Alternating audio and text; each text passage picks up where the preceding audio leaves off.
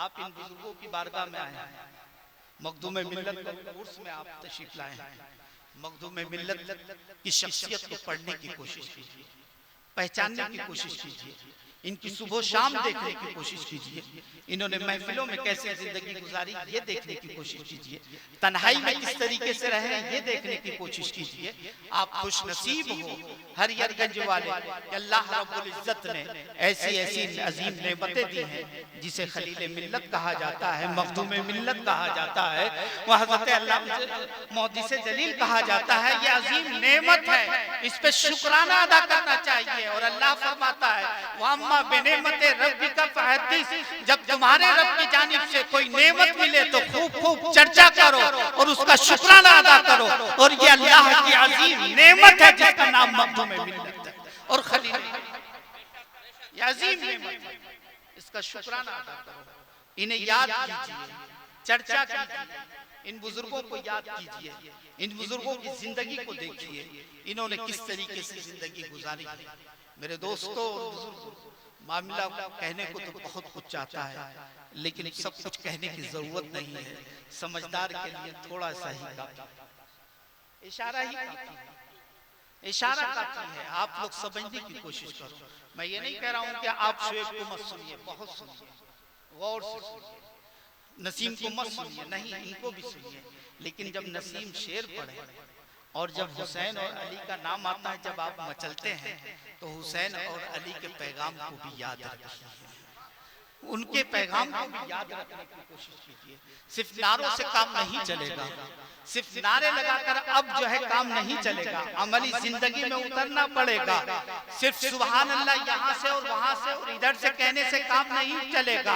अब तुम्हें अमली जिंदगी में उतरना पड़ेगा, अपने अंदर इनकलाब बर्पा करना पड़ेगा। अगर अपने आप को बचाना चाहते हो और अपनी शनाख्त को बचाना चाहते हो, अपनी पहचान को बचाना चाहते हो, अपनी हिफाजत चाहते हो, अपनी नस्लों की हिफाजत चाहते हो, तो अपने आप को बदलना होगा, अपने आप में इंकलाब करना होगा और असलाफ की जिंदगी को सामने रखना होगा। और उसकी जिंदगी के साए में, उसकी सीरत के साए में जब जिंदगी गुजारोगे तो इंशाअल्लाह इंकलाब भी आएगा और आप भी बदल जाओगे। और जब आप बदल जाओगे, जमाना जो आपको बदलने की कोशिश कर रहा है, बदलने वाले तो बदल जाएंगे, लेकिन आप कभी नहीं बदल सकते।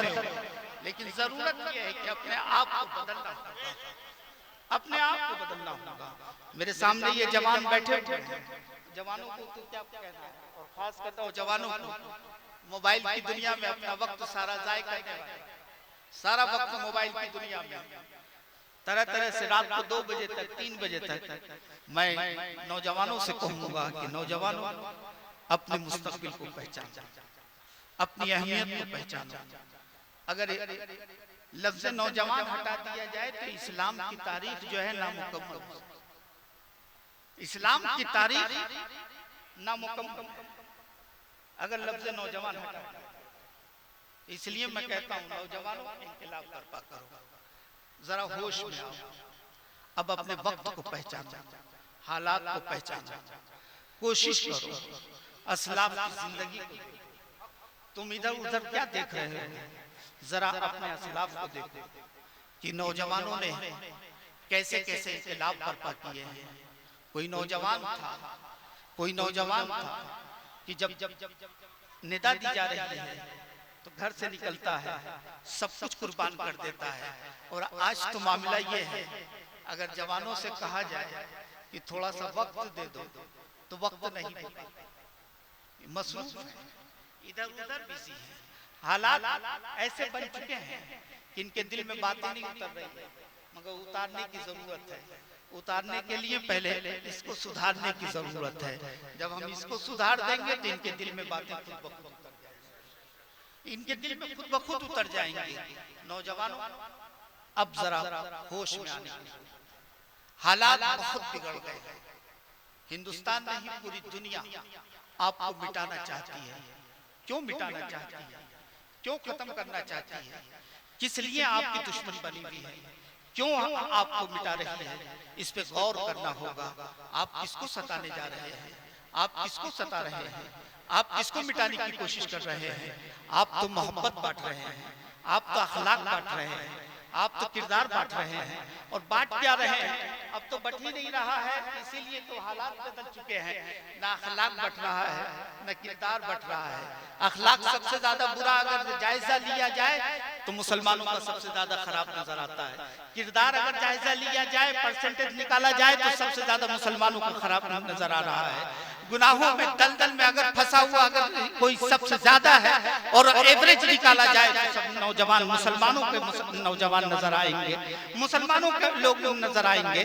मुसलमान हर जगह नजर आ रहा है, गुनाहों में डूबता हुआ नजर आ रहा है, दलदल में फंसा हुआ नजर आ रहा है। बुराइयों की जितनी भी जगह है, जितने भी अड्डे नजर आएंगे, अगर वहां एवरेज निकाला जाए तो मुसलमानों का एवरेज सबसे ज्यादा नजर आ रहा है। वजह क्या है? जो कौम दूसरों के लिए रहबर बनकर आई थी, दूसरों को सुधारने के लिए आई थी, दावत देने के लिए आई थी, आज यही कौम जो है भटकती भी नजर आ रही है। बात क्या है? मसला यह है कि हमने मखदूम मिल्लत का रास्ता छोड़ दिया है, हमने खलील मिल्लत का रास्ता छोड़ दिया है, मुहद्दिस जलील का रास्ता छोड़ दिया है। इन लोगों का रास्ता छोड़कर हम दूसरों के राह पे चलने के लिए तैयार हैं। मेरे नौजवानों, तुम्हें दूसरों के राह पे नहीं चलना है।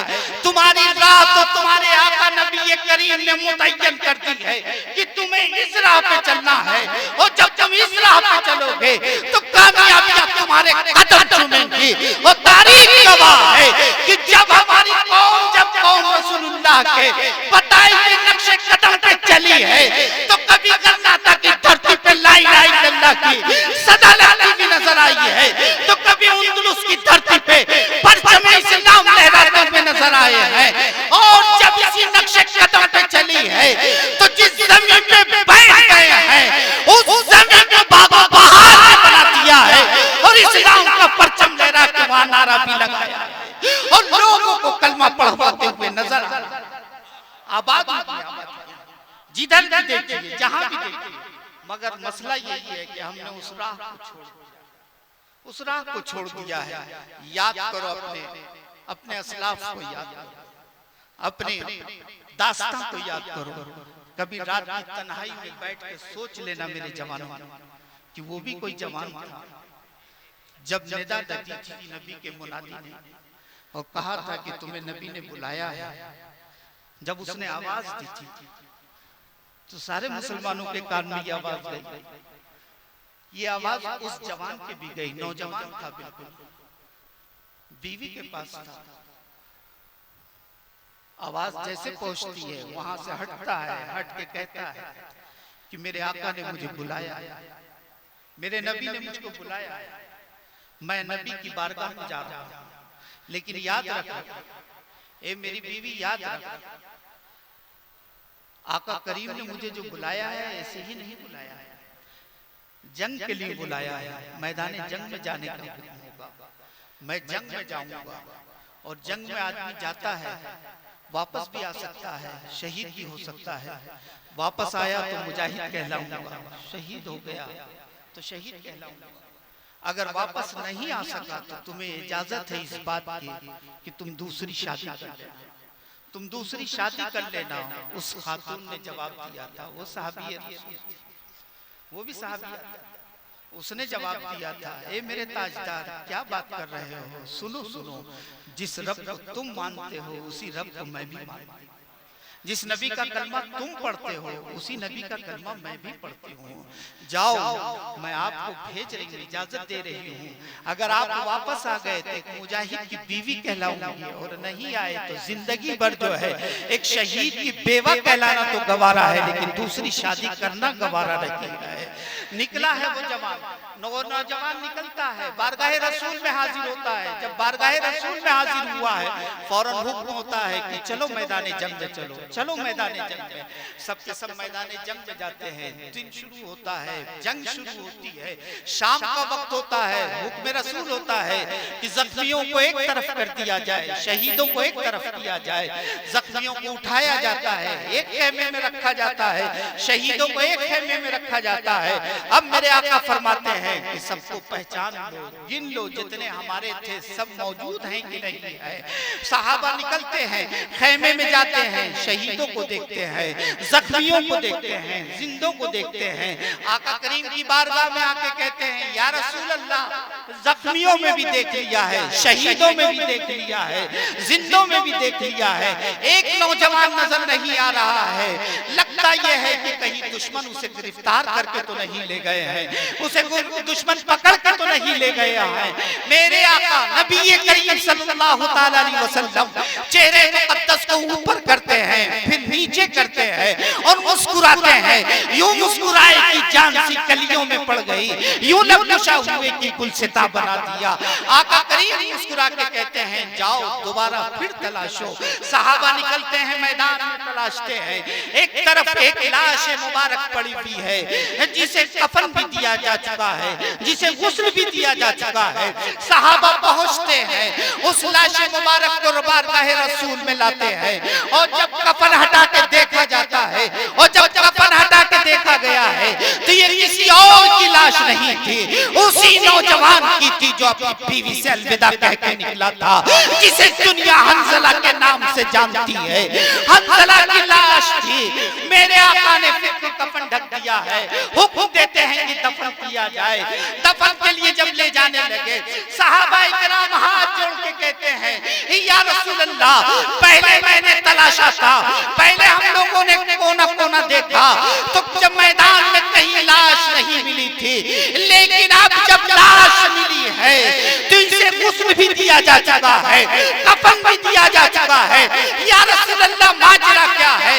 तो मेरे नबी पर फरमाते हैं, मेरे नबी ने मुस्कुरा के कहा है अरे मेरे सहाबा को क्या तुम्हें खबर नहीं है कि कल दोपहर इसकी शादी हुई थी, रात ये हुजरे उसी में था जब मेरे मुनादी ने ये निदा दी है और जैसे ही इसने वो निदा सुनी है अपनी बीवी को अलविदा कह के मेरी बारगाह में आ गया है और मैदान जंग में चला गया और ये शहीद हो गया है।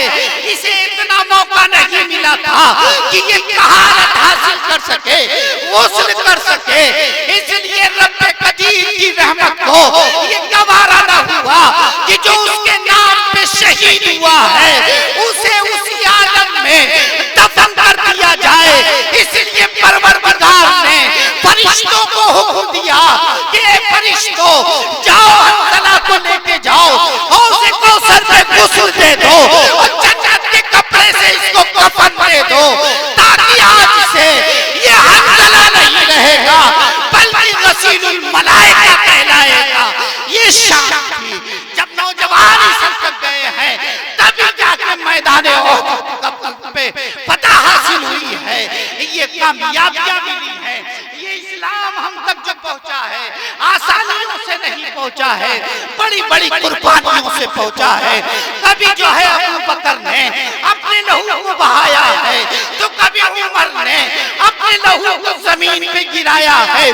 कहीं उस्मान ने शहादत दी है तो कहीं अली ने शहादत दी है तो कहीं हसन मुज्तबा ने इस्लाम की हिफाजत के लिए हुकूमत को ठोकर मारी है तो कहीं इस्लाम की हिफाजत के लिए हुसैन ने अपना गला कटवाया है। इन बुजुर्गों ने ये कुर्बानियां दी हैं तो इस्लाम हम तक पहुंचा है, इस्लाम हम तक पहुंचा है। आज हम जो कलमा पढ़ रहे हैं इन बुजुर्गों की कुर्बानियों का सदका है, इसलिए इन बुजुर्गों को याद करो। जब इनको याद करोगे तो जिंदगी में इनकलाब जरूर आ जाएगा और मिजाज भी बदल जाएगा, तबीयत भी बदल जाएगी।